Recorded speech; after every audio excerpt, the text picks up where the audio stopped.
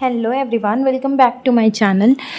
हम लोगों ने अलग अलग राज्यों के टीईटी एग्ज़ाम के लिए एक सीरीज़ शुरू की है जिसमें हम एक एक टॉपिक से 50 क्वेश्चंस करते हैं, जिसमें हर टॉपिक का आपको कॉन्सेप्ट क्लियर किया जाता है, पर उस टॉपिक के 50 क्वेश्चन साथ में हम सॉल्व करते हैं। ज़रूरी नहीं है कि ये 50 क्वेश्चंस आपके एग्ज़ाम में हूबहू आ जाए, बट आइडिया आपको मिल जाएगा कि उस टाइप के क्वेश्चंस आएंगे तो आपका कॉन्सेप्ट क्या होना चाहिए और कैसे सॉल्व होना चाहिए। तो इससे आपका कॉन्सेप्ट क्लियर होगा और जब इससे रिलेटेड क्वेश्चंस आपको मिलेंगे तो वो क्वेश्चन आपका सॉल्व ईजीली हो जाएगा। तो हमने जो सीरीज़ शुरू की है उसमें 2 वीडियोज़ ऑलरेडी हो चुके हैं और आज का हमारा 3rd वीडियो है जिसका टॉपिक है प्रोनाउन। तो आइए शुरू करते हैं इसके क्वेश्चंस। फर्स्ट क्वेश्चन है हमारा, he and dash are good friends. वो और कौन गुड फ्रेंड है। अब यहाँ पे आपको बताना है कि कौन होगा, मी, आई, माई सेल्फ और माइन। तो आप अगर हिंदी में इसको पढ़ोगे तो देखोगे कि वो और मैं एक अच्छे दोस्त है। तो वो और मैं के लिए आप क्या यूज़ करोगे, आई करोगे। तो ऑप्शन नंबर 20 का करेक्ट आंसर हो जाएगा। दूसरी चीज़, जब आप प्रोनाउन को एज अ सब्जेक्ट यूज़ करते हो और नॉर्मल सेंटेंस में बात करते हो तो उसका रूल होता है 2, 3 और 1।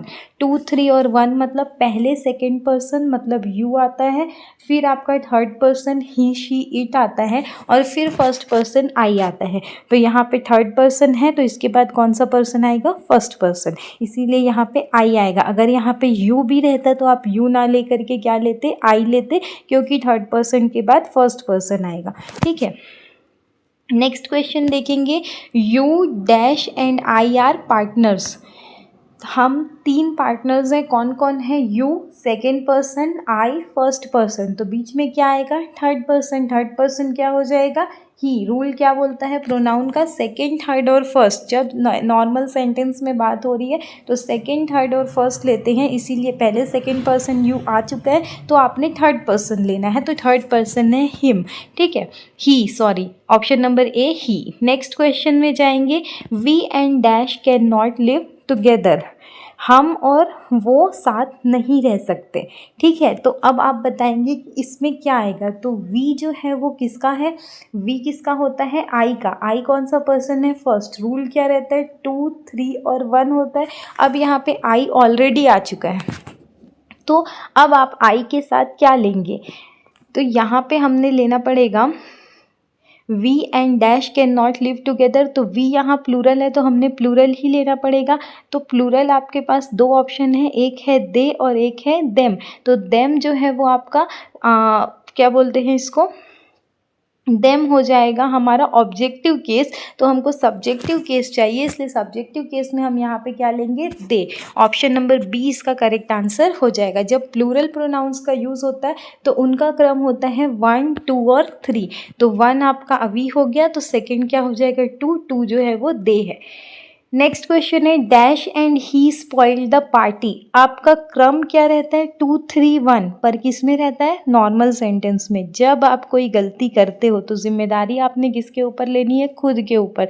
तो खुद के ऊपर जिम्मेदारी लेनी है। तो जब भी कोई नेगेटिव सेंटेंस आ जाता है ना, या तो फिर कोई गलती हो जाती है तो उस कंडीशन में क्रम हो जाता है 1, 2, 3। मतलब पहले खुद गलती करो, खुद की जिम्मेदारी लो, फिर दूसरे को दो और फिर थर्ड पर्सन को दो। ठीक है, तो यहाँ पे हमेशा फर्स्ट पर्सन पहले आएगा तो आई वहाँ पे पहले आ जाएगा। ऑप्शन नंबर 20 का करेक्ट आंसर हो जाएगा। ठीक है, नेक्स्ट क्वेश्चन है, I and dash will beg sorry for the misconduct. Again हम लोग के पास सेम आया, मिसकंडक्ट हो गई, गलती हो गई है, तो आई एंड क्या आ जाएगा, कैसा रूल है, 1, 2, 3। तो फर्स्ट, सेकेंड, थर्ड हो जाएगा ना। तो ऑप्शन नंबर क्या हो जाना चाहिए, सेकेंड पर्सन क्या है, यू। तो ऑप्शन नंबर सी इसका करेक्ट आंसर हो जाएगा। ठीक है, नेक्स्ट क्वेश्चन है, you and I have done dash job. अब तुमने और मैंने मिलके किसका काम किया, तो हम दोनों ने मिलके किसका काम किया, तुम्हारा, मेरा, उनका या हमारा। तो तुमने और मैंने मिलके, तुम और मैं, हम बनाएंगे ना। तो हम काम किसका करेंगे, हमारा करेंगे। तो ऑप्शन नंबर डी इसका करेक्ट आंसर हो जाएगा, अवर। जब सब्जेक्ट में फर्स्ट पर्सन शामिल होगा तो पॉजेसिव प्रोनाउन होगा अवर। अगर योर तब होगा जब आई नहीं होगा, माई सिंगुलर है और देयर तो थर्ड पर्सन के लिए यूज होता है। नेक्स्ट क्वेश्चन है, you and he have completed dash job. You and he, तुमने और उसने किसका काम किया, देयर, योर, आवर या माई।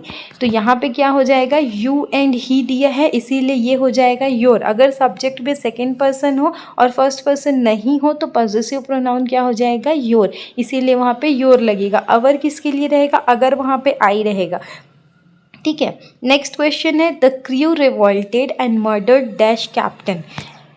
क्रू ने रिवॉल्ट किया, बगावत की और मर्डर कर दिया। किसका मर्डर किया, कैप्टन का। अब किसके कैप्टन का, देयर, इट्स, हिज या देयर्स। तो ये हीज और देयर्स तो आएगा नहीं, इट्स और देयर में से हमको आंसर लिखना है। तो जब कोई भी लोग एक तरफ हो जाती है पूरी कम्युनिटी और वो पूरी कम्युनिटी एक साथ मिलकर के बात करती है तो उस कंडीशन में उस कम्युनिटी को सिंगुलर लिया जाता है। इसीलिए यहाँ पे ऑप्शन नंबर बी इसका करेक्ट आंसर हो जाएगा, the crew revolted and murdered its captain. जब वो दो अलग अलग ग्रुप में डिवाइड होती, एक ग्रुप मर्डर करता और एक ग्रुप क्या करता, उसको बचाने के लिए जाता, तो वहाँ पे देयर आता। पर क्योंकि यहाँ सब ने मिल के मर्डर किया है इसलिए ये हो जाएगा इट्स।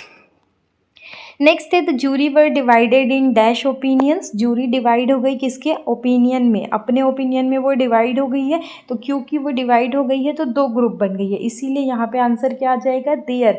हीज और हर जो रहता है वो सजीव के लिए आएगा, पर यहाँ पे जूरी भले ही सजीव है पर क्योंकि एज अ कम्युनिटी यूज़ हो रही है इसीलिए यहाँ पे देयर आंसर होगा।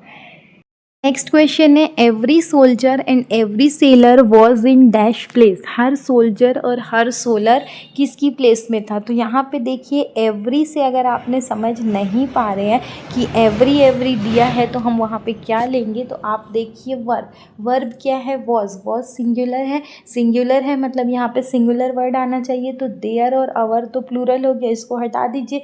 अब इट्स और हिज में से लेंगे। इट्स किसके लिए यूज़ होता है, नॉन लिविंग थिंग्स के लिए। सोल्जर और सेलर लिविंग है इसलिए इनके लिए क्या लग जाएगा, हिज। ऑप्शन नंबर सी इसका करेक्ट आंसर हो जाएगा। यहाँ देख लेंगे जब दो सिंगुलर नाउन एवरी या ईच से जुड़े हो तो आगे आने वाला प्रोनाउन सिंगुलर होता है। ठीक है, नेक्स्ट क्वेश्चन है, each of the students is ready to do dash duty, there, his, its या अवर।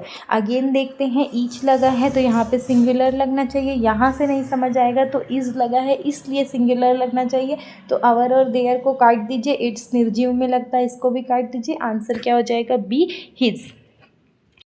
नेक्स्ट क्वेश्चन है, neither of them gets dash turn. उनमें से किसी को भी उनका टर्न नहीं मिला। तो जब दोनों में से किसी को नहीं मिला तो वहाँ पे क्या लगता है, सिंगुलर लगता है। ठीक है, तो सिंगुलर यहाँ पे कौन है, हीज है और इट्स है। तो हीज और इट्स में से कौन सा सिंगुलर हम लेंगे, तो इट्स जो रहता है वो तो निर्जीव के लिए होता है, तो हीज आ जाएगा करेक्ट आंसर, ऑप्शन नंबर ए। नीदर का मतलब है दोनों में से कोई भी नहीं, तो ये हमेशा सिंगुलर प्रोनाउन लेता है। ठीक है, देयर प्लूरल है, इट्स नॉन लिविंग के लिए है और अवर फर्स्ट पर्सन के लिए है और वो भी प्लूरल है तो लेना ही नहीं है। नेक्स्ट क्वेश्चन है, ईदर रमेश और गणेश लॉस्ट डैश पर्स। या तो रमेश ने या गणेश ने अपना पर्स घुमाया, तो दो में से किसी एक ने घुमाया है, तो दो में से किसी एक ने घुमाया है तो आपको क्या लेना है, सिंगुलर लेना है। तो ये दो को कट करो, निर्जीव को कट करो, करेक्ट आंसर सजीव, option number C. Next question है, ईदर द प्रिंसिपल और the teachers failed in dash duty. अब हमको याद है कि ईदर नीदर के साथ तो आपका क्या लगता है, सिंगुलर लगता है ना, लेकिन क्या रूल है कि अगर पास उसके जो है ये, अगर इसके पास ईदर में हमको दो में से एक सेलेक्ट करना पड़ता है, नीदर में तो दो में से कोई भी नहीं रहता है तो हम उसको सिंगुलर लेते हैं, लेकिन नीदर में दो में से कोई एक ईदर में लेते हैं। इसीलिए यहाँ पे जो पास वाला प्रोनाउन है ना या नाउन है उसके हिसाब से आपका प्रोनाउन लगेगा। तो पास वाला नाउन क्या है, टीचर्स। अगर यहाँ पे प्रिंसिपल रहता तो यहाँ सिंगुलर लगता, पर क्योंकि यहाँ टीचर्स है जो कि प्लूरल है तो यहाँ पे प्लूरल लगेगा। तो प्लूरल क्या हो जाएगा, ऑप्शन नंबर बी, देयर। ठीक है, अगर ईदर और है, एक नाउन सिंगुलर है दूसरा प्लूरल है तो प्रोनाउन हमेशा पास वाले नाउन के हिसाब से लगेगा, इसीलिए वहाँ पे देयर लगेगा। अगर दोनों सिंगुलर होते तो हिज लगता। नेक्स्ट है, neither the teacher nor the students have done dash work. अब अगेन हम देख रहे हैं ईदर नीदर के साथ क्या लगता है, प्रोनाउन पास वाले का लगता है। तो पास वाला स्टूडेंट्स है जो कि प्लूरल है, इसलिए आंसर क्या हो जाएगा, ऑप्शन नंबर डी, देयर।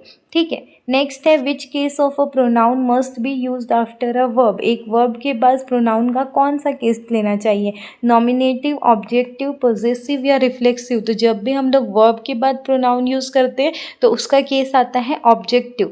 ठीक है, ऑब्जेक्टिव केस मतलब मी, हिम, हर, देम ऐसा, क्योंकि वो क्रिया का फल प्राप्त कर रहा होता है। और बाकी ऑप्शन नॉमिनेटिव जो रहता है वो वर्ब के पहले आता है और पॉजेसिव जो रहता है वो अधिकार दिखाता है। नेक्स्ट है why do we use which instead of who in the sentence, I have lost the book dash you gave me. हमने यहाँ पे विच का यूज़ क्यों किया, यहाँ हु की जगह पे, मैंने वो बुक घुमा दी जो तुमने मुझे दी थी, because it is a past sentence, because book is an inanimate object, because the subject is I, because you is a second person।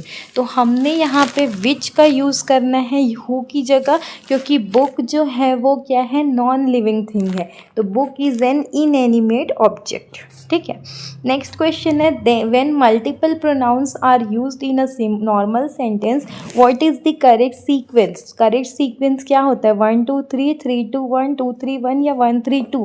तो जब मल्टीपल प्रोनाउंस हो और नॉर्मल सेंटेंस हो तो रूल होता है 2 3 1। अगर प्लूरल हो तो रूल होता है 1 2 3। अगर नेगेटिव हो या जिम्मेदारी लेनी हो तो रूल होता है 1 2 3, पर नॉर्मल में 2 3 1 होता है। नेक्स्ट है which rule apply when a sentence involves a sin, crime और फॉल्ट। तो एक सिन, क्राइम और फॉल्ट होगा तो उस कंडीशन में रूल हो जाता है 1 2 3। पहले खुद जिम्मेदारी लो, फिर दूसरे को लो, फिर थर्ड पर्सन को दो। ठीक है, नेक्स्ट है व्हाट फॉलोज लेट और any proposition in a sentence. अगर लेट है तो उसके साथ नॉमिनेटिव केस लगेगा, पॉजेसिव लगेगा, ऑब्जेक्टिव लगेगा या रिफ्लेक्सिव लगेगा। तो लेट के साथ हमेशा ऑब्जेक्टिव केस लगता है, तो ऑप्शन नंबर सी इसका करेक्ट आंसर हो जाता है। जैसे हम बोलते हैं ना, let me go, let him do this, let her go, ऐसा, तो ऑब्जेक्टिव केस लगता है लेट के साथ। नेक्स्ट है in the sentence dash is a great country why is ours possessive pronoun correct instead of we. क्योंकि we can not be a subject, the verb is does not agree with we, because ours function as a singular object, या none of the above. तो dash is a great country, why is ours. तो ये sentence शायद आधा दे दिया है, तो हमको ये बताना है कि आवर्स जो प्रोसेसिव प्रोनाउन है वो वी की जगह पर क्यों सही है। तो वी जो रहता है वो वर्ब जब इज़ है तो एग्री नहीं करेगा वी के साथ, इसीलिए हम लोग वी यहाँ पे यूज़ नहीं करेंगे। वी एक प्लूरल सब्जेक्ट है जिसके साथ क्या आना चाहिए, आर, और यहाँ इज़ लगा है इसलिए आवर्स हमारा देश है जो यहाँ आवर कंट्री का काम कर रहा है। तो dash is a great country नहीं है, India is a great country ऐसा होगा, या आवर कंट्री होगा। क्वेश्चन शायद रॉन्ग हो गया है ये।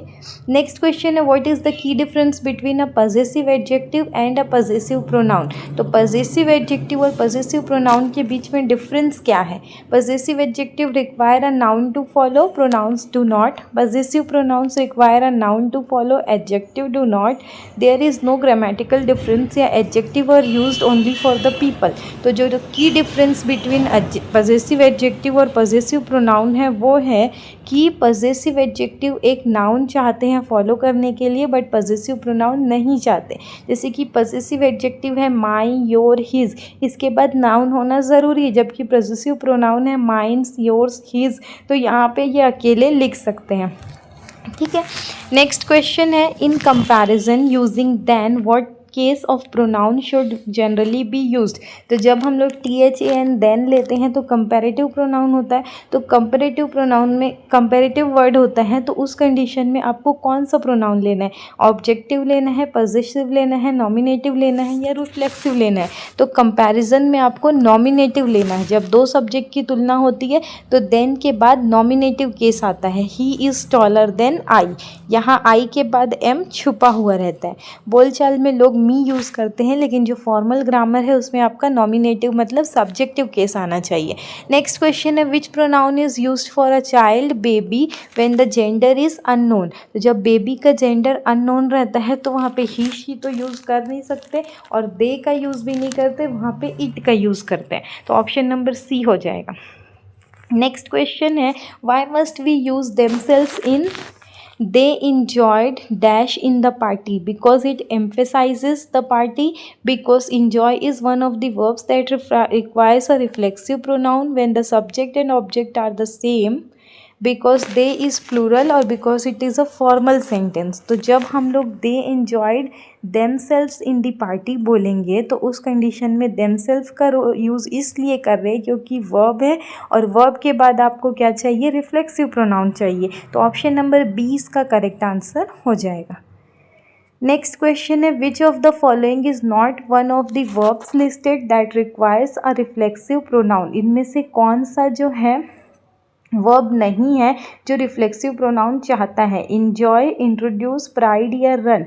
तो ये जो रिफ्लेक्स वर्ब्स है इंजॉय, इंट्रोड्यूस और प्राइड, ये सब क्या है, फीलिंग है. तो ये लोग को रिफ्लेक्सिव प्रोनाउन की ज़रूरत है पर रन को रिफ्लेक्सिव प्रोनाउन की ज़रूरत नहीं है क्योंकि ये एक्शन वर्ब है. तो ऑप्शन नंबर डी इसका करेक्ट आंसर हो जाएगा. रन एक इनट्रांजिटिव वर्ब की तरह यूज़ होता है और इसको रिफ्लेक्सिव प्रोनाउन की ज़रूरत नहीं होती. इंजॉय, इंट्रोड्यूस और प्राइड तीनों को रिफ्लेक्सिव प्रोनाउन की ज़रूरत होती है.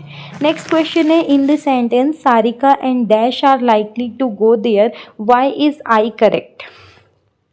I is the object of the work. It is the part of the subject and requires the nominative case. Because Sarika is a proper noun या because are is a plural verb. तो यहाँ पे हम लोग Sarika and dash are likely to go में I क्यों use कर रहे हैं वो हमको बताना है. तो क्या है, पार्ट ऑफ द सब्जेक्ट है और ये नॉमिनेटिव केस मांगता है इसीलिए हम लोग यहाँ पे आई लगाएंगे. ठीक है, मी जो है वो ऑब्जेक्टिव केस है तो वो सब्जेक्ट की जगह नहीं आ सकता.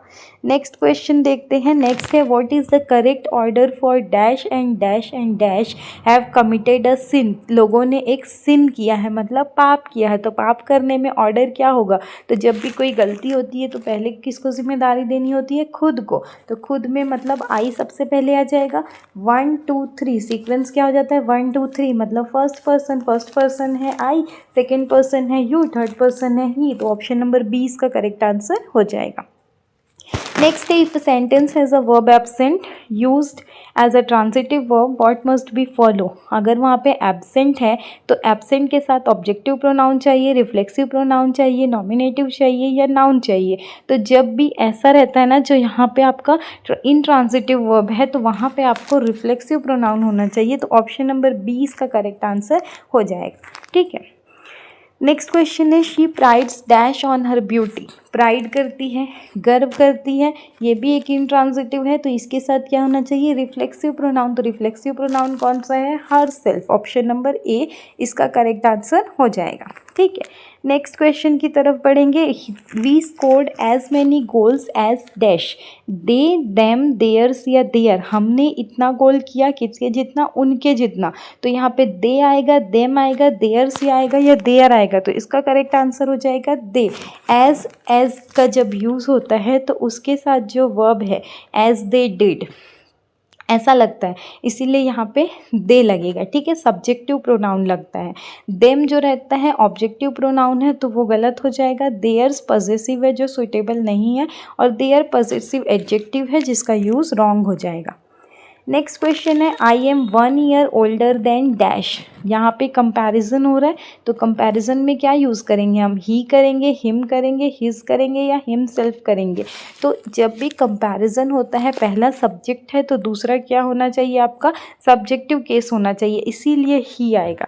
हिम जो है वो इनफॉर्मल है, लेस करेक्ट है. एग्जाम में कभी कभी हम लोग हिम बोल देते हैं पर हमको सब्जेक्टिव केस लेना ज़रूरी है इसीलिए हम वहाँ पे ही लेंगे. नेक्स्ट क्वेश्चन है he is as good a student as dash. He के साथ क्या लगेगा, हर लगेगा, शी लगेगा, हर्स लगेगा या हर सेल्फ लगेगा. तो यहाँ पे पहला सब्जेक्टिव केस है तो दूसरा भी सब्जेक्टिव केस आएगा इसलिए ऑप्शन नंबर बी हो जाएगा. और बाकी सब ऑब्जेक्टिव केस है और ये रिफ्लेक्सिव है इसलिए इसको नहीं लेंगे. ठीक है. नेक्स्ट क्वेश्चन है between you and dash he is a liar. आपको बताना है तुम्हारे और किसके बीच में वो एक लायर है, मतलब झूठा है। तो यहाँ पे देखिए बिटवीन है, बिटवीन क्या है, प्रिपोजिशन है। तो जब भी प्रिपोजिशन हो जाता है ना तो उसके साथ हमने चाहिए ऑब्जेक्टिव केस। तो ऑब्जेक्टिव केस कौन सा हो जाएगा, ऑप्शन नंबर सी जो है वो एक ऑब्जेक्टिव केस है। आई तो सब्जेक्टिव केस है इसलिए नहीं लेंगे। माइन पॉजेसिव हो जाएगा, उसको भी नहीं लेंगे। और माई आपका पॉजेसिव है इसलिए इसको नहीं लेंगे। नेक्स्ट है let dash who can save her from drowning. तो लेट के साथ क्या लगेगा, तो हमने शुरू में ही देखा था कि लेट के साथ जो रहता है वो ऑब्जेक्टिव केस लगता है। तो लेट हिम जो है वो ऑब्जेक्टिव केस है इसलिए ऑप्शन नंबर बी इसका करेक्ट आंसर हो जाएगा। Let him who can save her from drowning. He जो है वो सब्जेक्ट फॉर्म है इसलिए नहीं लेंगे। ही इज़ पॉजेसिव है इसलिए नहीं लेंगे। हिम सेल्फ रिफ्लेक्सिव है इसलिए नहीं लेंगे। लेट के साथ हम लोग हमेशा ऑब्जेक्ट का यूज़ करते हैं, ऑब्जेक्टिव प्रोनाउन का। The boy dash fell off has hurt his leg. Who, whom, whose या विच। तो वो लड़का जो गिर गया, तो वो बताने के लिए आप क्या लोगे, हु लोगे, हुम लोगे, हुज लोगे या विच लोगे। तो यहाँ पे हम लेंगे हु। विच जो रहता है वो नॉन लिविंग के लिए लेते हैं और हुज जो रहता है मतलब जिसका होता है। तो यहाँ पे जो गिरा तो जो के लिए हम लोग हु बोलते हैं, ठीक है। होम जो रहता है वो ऑब्जेक्ट फॉर्म है, हुज पोजीशन है, विच थिंग्स के लिए ये लेते हैं। नेक्स्ट क्वेश्चन है he dash is down needs fear no fall. अब ही है तो ही के साथ क्या लगना चाहिए, हु लगना चाहिए। तो ऑप्शन नंबर ए इसका करेक्ट आंसर हो जाएगा। होम ऑब्जेक्टिव केस है, नहीं लेंगे। दैट पॉसिबल है, पर दैट हम लोग जो रहता है नॉर्मली एनिमल्स के लिए लेते हैं या तो फिर आप थिंग्स के लिए लेते हो, अप्रोप्रिएट नहीं है। अगर आपके पास हु ऑप्शन में है तो पर्सन के लिए आप क्या लोगे, हु लोगे, और विच तो थिंग्स के लिए लेते हैं। नेक्स्ट है she dash saw the thief. She her self होगा, देम सेल्फ होगा, हर होगा या हर्स होगा। तो उसने खुद से देखा, तो शी के साथ क्या लगेगा, हर सेल्फ लगेगा। ऑप्शन नंबर ए इसका करेक्ट आंसर हो जाएगा। देम सेल्फ तो प्लूरल है, नहीं लगेगा। हर ऑब्जेक्ट प्रोनाउन है और हर्स पॉजेसिव प्रोनाउन है, इसीलिए ये दोनों भी नहीं लगेगा। नेक्स्ट है one is walking along Victoria lane and dash is taking bus V12।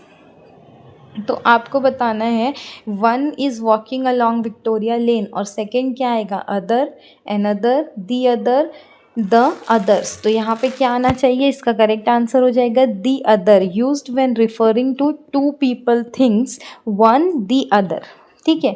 Other जो रहता है उसके साथ आपको नाउन चाहिए था, पर क्योंकि नाउन नहीं है इसीलिए यहाँ पे हम लोग दी अदर लेंगे। एन अदर का मतलब होता है वन मोर, जो कि एक सही पेयर नहीं बनाता, और दी अदर्स जो होगा वो दो से ज़्यादा के लिए लगता है, इसीलिए नहीं लगेगा। नेक्स्ट क्वेश्चन है dash you feel the need, do not hesitate to call us, whatever, whichever, that ever, whenever. तो यहाँ पे क्या बोला जा रहा है, जब कभी भी तुमको ज़रूरत हो तुमको शर्म नहीं करनी है हमको बुलाने में। तो जब कभी के लिए हम क्या यूज़ करेंगे, वेन एवर। तो ऑप्शन नंबर डी इसका करेक्ट आंसर हो जाएगा। वॉट एवर जो है वो चीज़ों के लिए, वेन एवर टाइम के लिए, विच एवर चॉइस के लिए, और दैट एवर जो है वो इनकरेक्ट है। नेक्स्ट क्वेश्चन है you can choose dash of them, both of them, either of them, any of them या ऑल ऑफ देम। हमको तो ये चारों ही सही लगता है कि हम बोथ ऑफ देम भी बोल सकते हैं, ऑल ऑफ देम भी बोल सकते हैं। एनी ऑफ देम और ईदर ऑफ देम थोड़ा सा कंफ्यूजिंग है, पर आइए देखते हैं आंसर क्या होगा। ईदर ऑफ देम, ईदर जब आपको चूज़ करना है दो के बीच में ना तो आप लेते हो ईदर। जब आपको दोनों ही लेना है एक साथ तो बोथ लोगे, और दो से ज़्यादा रहेगा और उसमें से लेना है तो आप एनी लोगे, और जब सबको लेना है तब ऑल लेते हो। पर हमको क्या बोला जा रहा है, चूज़ करना है। तो आपको चूज़ करना है तो दो में से एक लेना है, इसीलिए हम वहाँ पे क्या लगाएंगे, ईदर ऑफ देम। नेक्स्ट है it is a shame that dash of us can solve the easiest problem. हमारे लिए ये शर्म की बात है कि हम लोग ईजीएस्ट प्रॉब्लम सॉल्व नहीं कर पाए, ठीक है। Of us can solve the easiest problem, अब क्योंकि शर्म है तो ऐसा तो नहीं कि सब ने हमने सॉल्व कर दिया होगा। तो नीदर ऑफ अस इस सेंटेंस के हिसाब से करेक्ट आंसर हो जाना चाहिए option number B, neither of us solve the correct answer. क्योंकि करेक्ट नहीं कर पाए, शेम कब होगा, जब हम नहीं कर पाए। तो हम में से कोई नहीं कर पाए तो वहाँ पे क्या आएगा, नीदर ही ना आएगा। नेक्स्ट है oh my goodness I haven't brought my wallet with dash. अब विथ के साथ आई लगेगा कि मी लगेगा कि इट लगेगा कि माई लगेगा, तो इसका करेक्ट आंसर हो जाएगा option number D me. Preposition with के साथ कौन सा लगता है, ऑब्जेक्ट वाला, तो ऑब्जेक्ट प्रोनाउन कौन सा है, मी। आई क्योंकि सब्जेक्ट है तो सब्जेक्ट के साथ सब्जेक्ट नहीं लगेगा, प्रीपोजिशन के साथ सब्जेक्ट नहीं लगता, प्रीपोजिशन के साथ ऑब्जेक्टिव प्रोनाउन लगता है। नेक्स्ट है here is the exact place dash I first saw you. अब यहाँ प्लेस की बात हो रही है तो प्लेस के लिए क्या यूज़ होता है, हुज, हेयर, हुम या विच, तो प्लेस के लिए होता है वेयर, इसीलिए ऑप्शन नंबर बी करेक्ट हो जाएगा। नेक्स्ट है can you gate dash packet from the market, one, other, another, the other, क्या तुम एक पैकेट ला सकते हो मार्केट से। अब यहाँ पे उसके लिए क्या यूज़ होगा, तो वो हो जाएगा एनदर, वन मोर। वन जो रहता है वो स्पेसिफिक नहीं रहता, अदर मतलब उसके साथ आपको कुछ और नाउन चाहिए, और दी अदर जो है वो स्पेसिफिक वन के लिए होता है। तो यहाँ पे आप एक और बोलना चाह रहे हो तो वहाँ पे एनदर बोलोगे, इसीलिए ये हो जाएगा can you get another packet from the market. Option number C इसका करेक्ट आंसर हो जाएगा।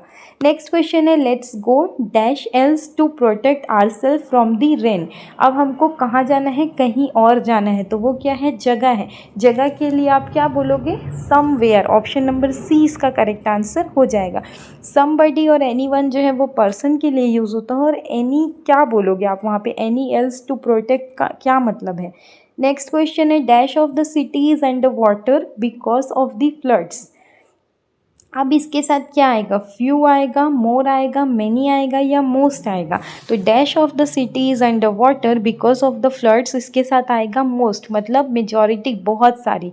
फ्यू जो है वो स्मॉलर नंबर के लिए है, मोर कंपैरिजन के लिए, और मैनी काउंटेबल के लिए। तो यहाँ पे हमको ज़्यादा सही क्या बैठेगा, मोस्ट ऑफ द सिटी, तो ऑप्शन नंबर डी इसका करेक्ट आंसर हो जाएगा। नेक्स्ट है press the blue and green keys but don't press dash the one, others, another या दी अदर। तो हमको जब स्पेसिफिक बोलना है कि ब्लू और ग्रीन छोड़ के जो तीसरा है उसको आपको नहीं दबाना है, तो हमारा आंसर होगा option number D, the other. ठीक है, नेक्स्ट क्वेश्चन है just stop and think dash for a while. रुको और सोचो, think me, think by yourself, think to yourself या थिंक अबाउट योर सेल्फ। तो इसका करेक्ट आंसर हो जाएगा थिंक बाय योर सेल्फ, मतलब इंडिपेंडेंटली सोचो। मी तो वहाँ पे करेक्ट है, टू योर सेल्फ इसका इन रॉन्ग मीनिंग निकलता है, और अबाउट योर सेल्फ जो है मतलब डिफरेंट मीनिंग निकालेगा, इसीलिए हम लोग यहाँ पे बाय योर सेल्फ बोलेंगे, खुद से खुद के बारे में सोचो। नेक्स्ट है don't blame dash you are not responsible for his injury. तो आप पूरा सेंटेंस पढ़ो, खुद को ब्लेम मत करो क्योंकि तुम रिस्पॉन्सिबल नहीं हो उसकी इंजरी के लिए, तो खुद को के लिए क्या बोलेंगे, option number B, yourself. ठीक है, तो आप सब्जेक्ट पूरा क्वेश्चन जब पढ़ोगे ना तो आपको आंसर उसी में मिल जाएगा। नेक्स्ट क्वेश्चन, अच्छा ये थे हमारे आज के 50 क्वेश्चन। प्रोनाउन से थोड़ा सा टफ क्वेश्चंस का सीरीज़ लिया गया क्योंकि अब जो है वो लेवल थोड़ा अप हुआ है, इसीलिए क्वेश्चंस जो है वो अब थोड़ा डिफरेंट आ रहे हैं। आपको डायरेक्ट आंसर्स नहीं मिलेंगे, आपको फार्मूलाज वगैरह याद रखने पड़ेंगे, इसीलिए क्वेश्चन का लेवल थोड़ा बढ़ाया गया है। तो आई होप ये वीडियो आपके लिए हेल्पफुल होगा। थोड़ा सा अगर कुछ वीडियो में परेशानी होगी तो उसको अवॉइड कीजिएगा, क्योंकि नया वीडियो है तो हो सकता है कुछ गड़बड़ हो जाती है। एंड आई होप ये वीडियो आपके लिए हेल्पफुल हो। अगर कोई भी कमेंट या क्वेरी और सजेशन हो, you can write in the comment section. अगर आपको वीडियो पसंद आती है, hit the like button, share करें वीडियो अपनी फ्रेंड्स के साथ और चैनल को सब्सक्राइब करें। Thank you, have a nice day.